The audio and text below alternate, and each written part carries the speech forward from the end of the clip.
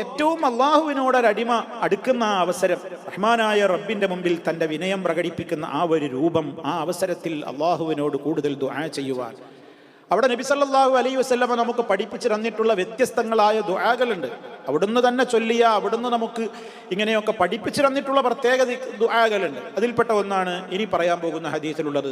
ഇമാം അബൂ ഹുറൈറ റളിയല്ലാഹു അൻഹു തന്നെയാണ് അതും ഉദ്ധരിക്കുന്നത്. ഫഅൻഹു അന്ന റസൂലല്ലാഹി സ്വല്ലല്ലാഹു അലൈഹി വസല്ലമ കാന യഖൂലു ഫീ സുജൂദിഹി അല്ലാഹുമ്മഗ്ഫിർ ലീ ദംബി കുല്ലഹു ദിഖ്ഖഹു വജില്ലഹു വഅവ്വലഹു വആഖിറഹു വഅലാനിയതഹു വസിറഹു. റവാഹു മുസ്ലിം. ശ്രദ്ധിക്കുക, നമ്മൾ പഠിക്കാനൊക്കെ വളരെ എളുപ്പം. അറിയാത്തവരുണ്ടെങ്കിൽ മെനക്കെട്ട് പഠിക്കുക. വളരെ അർത്ഥവത്തായ കാര്യമാണ്. നമ്മുടെ എല്ലാ പാപങ്ങളെക്കുറിച്ചും എണ്ണി പറയുന്ന പ്രാർത്ഥനയാണ്. പറയാനും പഠിക്കാനും അർത്ഥം ഗ്രഹിക്കാനും ഒക്കെ എളുപ്പമാണ്. എന്താ ഇവിടെ അബൂ ഹുറൈറ റളിയല്ലാഹു തആല അൻഹു പറയുന്നത്?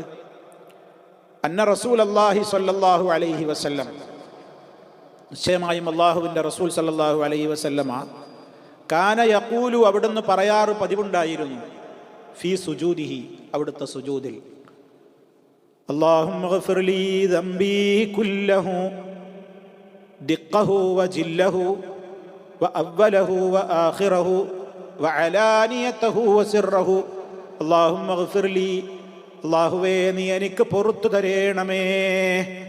ഗഫറ മറന്നു പോകരുത്. പൊറുക്കുക എന്നൊക്കെ പറയുമ്പോൾ കേവലം നമ്മുടെ മനസ്സിൽ ഒന്നും ചിന്തയില്ലാത്ത നിലക്കല്ല പറയേണ്ടത്. ഞാൻ പ്രത്യേകം എന്നെ നിങ്ങൾ ഓർമ്മപ്പെടുത്തും. അല്ലാഹുമ്മ ഗ്ഫിർ ലീ ദംബി എന്നൊക്കെയാണ് പറയുമ്പോൾ നമ്മളെ മനസ്സിൽ പിന്നെ പറയേണ്ടത് എന്താണെന്നറിയോ? ഗഫറ എന്ന് പറഞ്ഞാൽ അതിനൊക്കെ വലിയ വ്യാപകമായ അർത്ഥമുണ്ട്. നമ്മളെ പാപം മറച്ചു വെക്കണം, അത് കാരണം ശിക്ഷിക്കരുത്, മൂടിവെക്കണം, ആലോകരറിയാതെ വഷളാക്കാതെ മൂടിവെക്കണം. അതാ അല്ലാഹുമ്മ ഗ്ഫിർ ലീ, അല്ലാഹുവേ നീ എനിക്ക് പൊറുത്തു തരേണമേ, ദൻബി എൻ്റെ പാപം, കുല്ലഹു മുഴുവനും, ഒന്നൊഴിയാതെ എൻ്റെ പാപങ്ങൾ പൊറുത്തു തരണം. അപ്പം അതിലെല്ലാണ്ട് അടങ്ങി. ഇനി സെപ്പറേറ്റ് ഇങ്ങനെ പറയാണ്, നമ്മുടെ മനസ്സിൽ കൂടുതൽ ഓർമ്മകൾ വരാൻ. ഇതൊക്കെയാ പറയുന്നത്. 6 കാര്യങ്ങൾ പറയുന്നുണ്ട്. ഒന്നാമത്തത് ദിഖ്ഖഹു വജില്ലഹു വഅവ്വലഹു വആഖിറഹു വഅലാനിയതഹു വസിറഹു.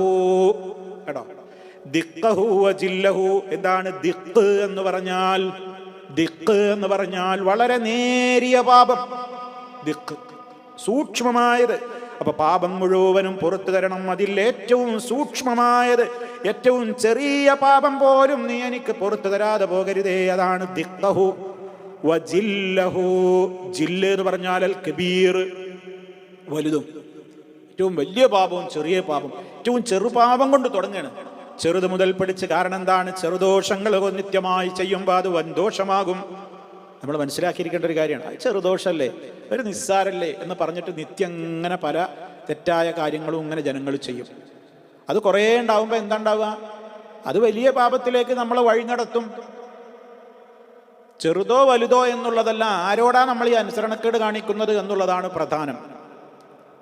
അപ്പം അതുകൊണ്ട് തന്നെ ചെറു ആലോചിച്ച് നോക്കണം. പണ്ഡിതന്മാർ പറയാറുണ്ട്, പിന്നെ ഈ ചെറു കല്ലുകളിൽ നിന്നാണ് ഒരു പർവ്വതം രൂപപ്പെടുന്നത്.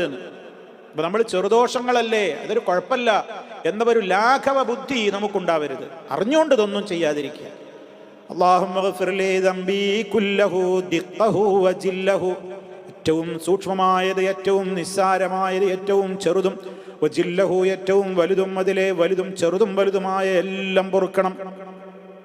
ഇനി കാലഘട്ടത്തെ കുറിച്ച് പറയാണ്. വഅവ്വലഹു, ആ പാപത്തിൽ നിന്ന് എൻ്റെ പക്കൽ ആദ്യം വന്നുപോയ തെറ്റ് മുതൽ, വആഖിറഹു അതിൽ അവസാനം വന്നത് വരെ, അവ്വലും ആഖിറും പൊറുത്തു തരണേ.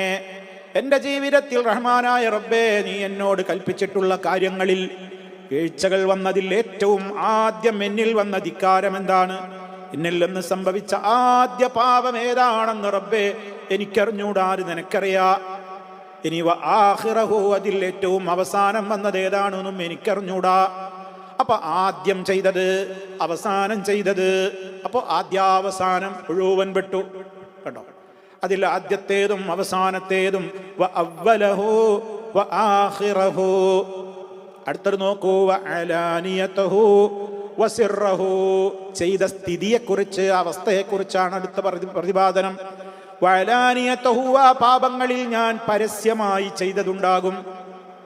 അലാനിയത്ത് എന്ന് പറഞ്ഞാൽ പരസ്യം. വഅലാനിയതഹു, അതിലെ പരസ്യമായത്.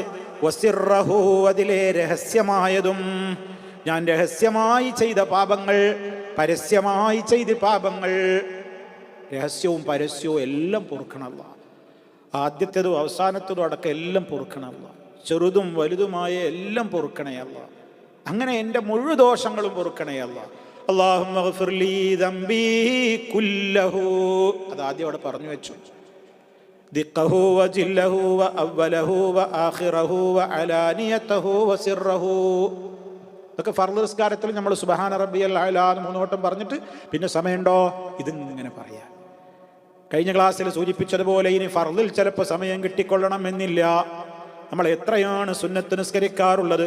റവാത്തിബ് സുന്നത്തുകൾ തന്നെ എത്രയോ ഇല്ലേ? മഗ്രിബിന്റെയും ഇശാ അസറിന്റെയും ഒക്കെ മുമ്പും നമുക്ക് നിസ്കരിക്കാലോ, ഏത് ബാങ്കിക്കാമത്തിനിടയിലും നിസ്കരിക്കാലോ. ളുഹാ നമസ്കാരമുണ്ടല്ലോ, രാത്രി നമസ്കാരങ്ങളുണ്ടല്ലോ, ഇങ്ങനെ ഏതൊക്കെ നിസ്കാരങ്ങളുണ്ട്. ആ നിസ്കാരത്തിലൊക്കെ നമ്മളതിന് സുന്നത്ത് നിസ്കരിക്കാൻ എന്നിട്ട് ഏകാണ്ട് ഒഴിവാകണ്ട. സുജൂദിൽ അവസരം കിട്ടുമ്പോൾ നല്ലോണം മെനക്കെട്ട് ചോദിച്ചോളൂ. ഒക്കെ സുജൂദിൽ നമ്മൾ അധികരിപ്പിക്കുക. അപ്പോൾ ഈ ദുആയും വളരെ കനപ്പെട്ട അമൂല്യമായ പ്രാർത്ഥനയാണ്, മറക്കാതിരിക്കുക.